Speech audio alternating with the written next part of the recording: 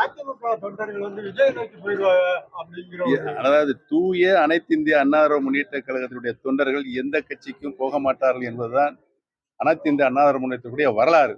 விஜயின் தமிழக வெற்றி கழகத்துக்கு வந்து ஒரு பிரபலமான கட்சியா இருக்கு. விமர்சனம் என்ன சொல்றாங்கன்னா, மக்களோட ஆதரவும் பிரபலமான ஆதரவும் அவங்களுக்கு அதிகமா இருக்கு. விஜய் தமிழக வெற்றி கழகத்தை தமிழக வெற்றி கழகம் விஜய் ஆரம்பிச்சிருக்க கட்சியில இப்ப அவருக்கு மக்கள் மத்தியில் அவர் செல்வாக்கு அதிகரிச்சுக்கிட்டே போகுது.